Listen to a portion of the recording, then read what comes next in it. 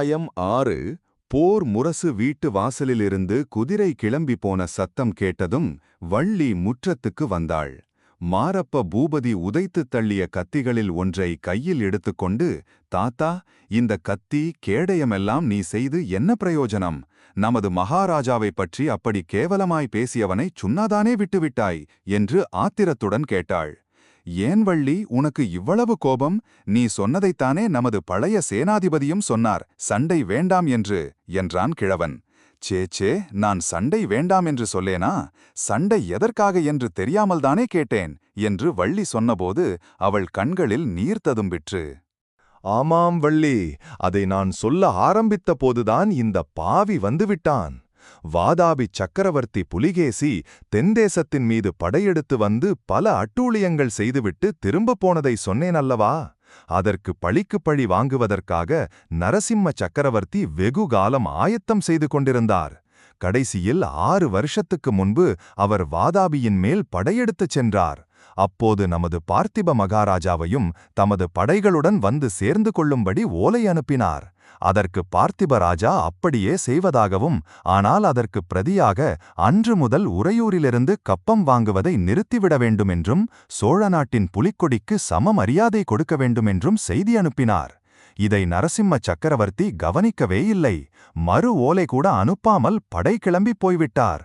அன்று முதல் பார்த்திப மகாராஜாவும் காஞ்சிக்கு கப்பம் அனுப்புவதை நிறுத்திவிட்டார்.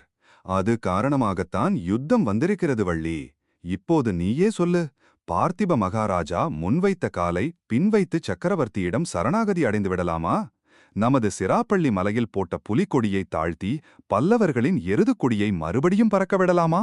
அந்த அவமானத்தை சகித்துக் கொண்டாவது இந்த சோழ தேசத்து மக்கள் எதற்காக உயிரை வைத்துக் கொண்டிருக்க வேண்டும்? அந்த நியாயமெல்லாம் எனக்கு தெரியாது தாத்தா. நமது பார்த்திப மகாராஜா என்ன செய்கிறாரோ அதுதான் சரி. அவருக்கு விரோதமாய் பேசுகிறவர்கள் எல்லாரும் பொல்லாத பாவிகள். அவர்கள் நரகத்துக்குதான் போவார்கள். இந்த மாரப்ப பூபதியை நீ சும்மா விட்டுவிட்டாயே என்று எனக்கு இருக்கிறது தாத்தா. நமது மகாராஜா எவ்வளவு நல்லவர் தெரியுமா? ஆமாம், நமது மகாராஜா ரொம்ப நல்லவர்தான். ஆகையினாலதான் இந்த குலங்கட்ட மாரப்பனுக்கு இவ்வளவு இடங்கொடுத்து தலையில் தூக்கி வைத்துக்கொண்டு கூத்தாடினார். என்ன சொல்லுகிறாய் தாத்தா? சரியாகத்தான் சொல்லுகிறேன். இந்த மாரப்ப பூபதி நமது மகாராஜாவின் சொந்த சகோதரன் அல்ல. பழைய மகாராஜா 50 வயதுக்கு மேல் சபலம் தட்டி யாரோ ஒரு மூதேவியை கல்யாணம் செய்து கொண்டார். ஊரில் யாருக்குமே அந்த கல்யாணம் பிடிக்கவில்லை. அந்த மூதேவியின் பிள்ளைதான் இந்த மாரப்பன். பழைய மகாராஜா செத்து போகும்போது பார்த்திபருக்கு பிள்ளை குழந்தை இல்லாவிட்டால் இவனுக்கு பட்டத்தை கொடுக்க வேணும் என்று சொல்லிவிட்டு போனாராம். விக்கிரம இளவரசர் பிறக்கும் வரையில் இவன்தான் யுவராஜாவாக விளங்கினான். பார்த்திப மகாராஜா எவ்வளவோ இவனிடம் அன்பு காட்டி கௌரவம் அளித்து சேனாதிபதி பதவியும் கொடுத்திருந்தார். இவனோ நன்றி கட்ட பாதகனாயிருக்கிறான். குலத்தின் குணம் எங்கே போகும்? இவனோடு உனக்கு என்னத்திற்காக சகவாசம் தாத்தா? இவனுக்கு நீ ஜோசியம் சொல்வது என்ன வேண்டி கிடந்தது? உன்னால் ஏற்பட்ட சகவாசம்தான் வள்ளி, என்றான் கிழவன். வள்ளி திடுக்கிட்டு, என்னால் ஏற்பட்டதா? நன்றாயிருக்கிறதே கதை, என்றாள். உன்னால் ஏற்பட்டதுதான் இத்தனை நாளும் உன்னிடம் சொல்லாமல் வைத்திருந்ததை இப்போது சொல்லப் போகிறேன். வள்ளி, காலம் ரொம்ப அபாயமான காலம். நமது மகாராஜாவுக்கு என்ன நேருமோ, ராஜ்யம் என்ன கதியடையுமோ தெரியாது. இந்த மாரப்ப பூபதி யுத்தத்துக்கு போக மாட்டான் என்று மட்டும் எனக்கு நிச்சயமாய் தெரியும். நீ இவன் விஷயத்தில் ரொம்ப எச்சரிக்கையாயிருக்க வேண்டும். என்ன தாத்தா, ரொம்ப பயமுறுத்துகிறாய்? இந்த கரிமூஞ்சியிடம் எனக்கு என்ன பயம் என்று வள்ளி கேட்டாள். நான் சொல்கிறதை கொஞ்சம் கேளம்மா. ஒரு காலத்தில் இந்த மாரப்ப பூபதி தன்னை உனக்கு கட்டிக் கொடுக்க வேணுமென்று கேட்டுக்கொண்டிருந்தான். அவன் தலையிலே இடிவிழ, என்றாள் வள்ளி. அவன் தலையிலே இடிவிழவில்லையே அம்மா, என் தலையிலே அல்லவா விழுந்தது? கிரக சஞ்சார ரீதியாக அப்போது நம் குடும்பத்துக்கு ஏதோ பெரிய விபத்து வரப்போகிறதென்று நான் எதிர்பார்த்து கொண்டிருந்தேன். இந்த மாரப்ப பூபதி தன் ஆட்களை அழைத்துக் கொண்டு வந்து உன்னை தூக்கிக் கொண்டு போவதாக இருந்தான். இதுவும் எனக்கு தெரிந்தது. நீயும் உன் தமையன்மார்களும் அப்போது வீட்டில் இருந்தால் இரத்தக் களரியாகும் என்று எண்ணிதான் எல்லோரையும் அக்கறையில் உள்ள கல்யாணத்துக்கு போங்கள் என்று அனுப்பினேன். யமன் நடு ஆற்றில் சூறாவளி காற்றாக வந்தான். உன் அண்ணன்மார் எல்லாரும் செத்துப் போனார்கள். சுவாமி உன்னை மட்டும் எனக்கு கொடுத்தார். இப்படி சொல்லிவிட்டு கிழவன் பெருமூச்சு விட்டான். ஆகாயத்தை பார்த்து ஏதோ யோசனையில் ஆழ்ந்தான். வள்ளி, இத்தனை நாளும் சொல்லவில்லையே தாத்தா, இவன்தானா என் அண்ணன்மார்களுக்கெல்லாம் யமனாக வந்தவன்? அப்புறம் என்ன நடந்தது என்று கேட்டாள். நீங்கள் எல்லோரும் படகேறி போன பிறகு நான் எதிர்பார்த்தபடியே இவன் தன் ஆட்களுடன் வந்தான். வீட்டில் நீ இல்லை என்று கண்டதும் தம் தம் என்று குதித்தான். அவனை சமாதானப்படுத்துவதற்காக நான் சோதிட சாஸ்திரத்தை உபயோகப்படுத்தினேன். நீ பெரிய சக்கரவர்த்தியின் மருமகன் ஆகப் போகிறாயப்பா, இந்த அற்ப ஆசையெல்லாம் விட்டுவிடு என்று சொன்னேன். அது முதல் இவன் என்னவெல்லாமோ ஆகாச கோட்டைகள் கட்ட ஆரம்பித்து விட்டான்.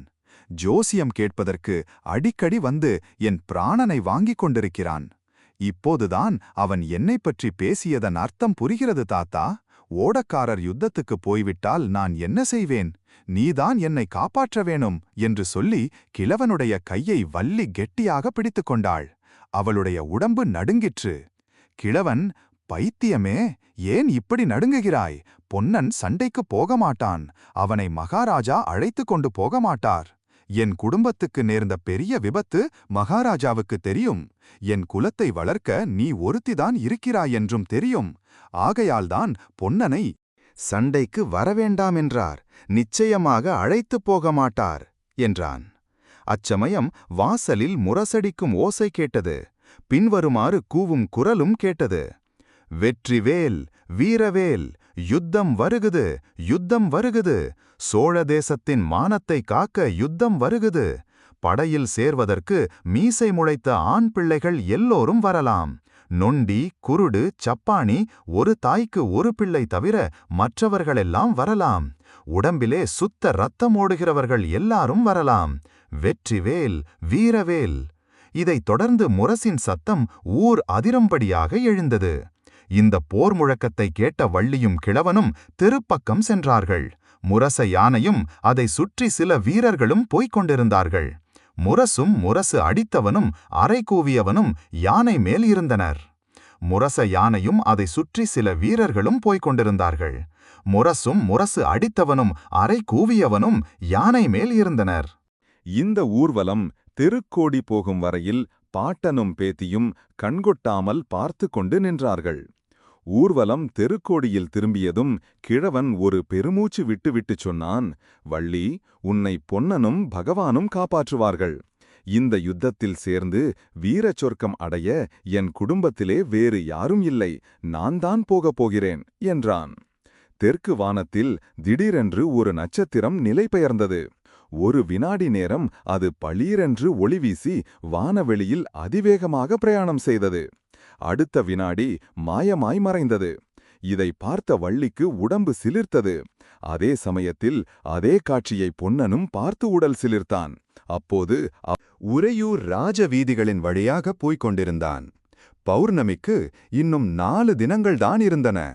சுக்கில பட்சத்துச் சந்திரன் வானவெளியில் ராஜஹம்சத்தைப் போல் சஞ்சரித்து வெள்ளி நிலவை பொழிந்து கொண்டிருந்தான். உறையூரின் மாட மாளிகைகளெல்லாம் அந்த வெண்ணிலவில் ஒளியும் மோகனமும் பெற்று சொப்பனலோகம் போல் காட்சியளித்தன. ஓடம் வண்டியில் ஏறும், வண்டி ஓடத்தில் ஏறும் என்று சொல்வதுண்டல்லவா? இந்த காலத்தில் திருச்சிராப்பள்ளி பெரிய நகரமாகவும் உறையூர் சிற்றூராயும் இருக்கிறது. அந்த நாளிலோ உறையூர்தான் தலைநகரம், திருச்சிராப்பள்ளி சிற்றூர். 2 ஊர்களுக்கும் நடுவில் இடைவெளியில்லாமல் கடை வீதிகளும் பலவகை தொழில் செய்யும் மக்கள் வாழ்ந்த தெருக்களும் இருந்தன.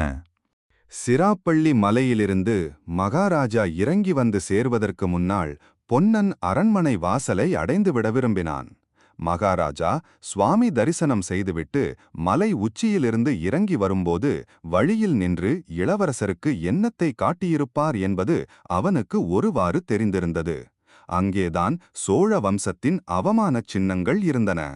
பார்த்திப மகாராஜாவின் தந்தை மகேந்திரவர்ம சக்கரவர்த்தியின் முன்னாள் வாளையும் வில்லையும் வைத்து அடிபணிந்து விதவிதமான இரத்தினங்களையும் ஆபரணங்களையும் காணிக்கையாக ஏற்றுக்கொள்ளும்படி வேண்டிக் கொள்ளும் காட்சி அங்கே சித்தரிக்கப்பட்டிருந்தது. அதை நினைக்கும்போதே பொன்னனுக்கும் இரத்தம் கொதித்தது. சோழ நாடு இந்த அவமானத்தை எத்தனை நாளைக்கு சகித்துக் கொண்டிருப்பது?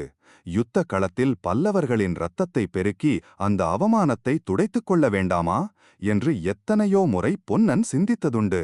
அப்படிப்பட்ட சந்தர்ப்பம் இப்போது ஏற்பட்டிருக்கும்போது தான் மட்டும் யுத்தத்துக்கு போகாமல் வீட்டில் முக்காடிட்டுக் கொண்டிருப்பதா? இவ்விதம் யோசித்துக் கொண்டே பொன்னன் விரைவாக நடந்து சென்றான்.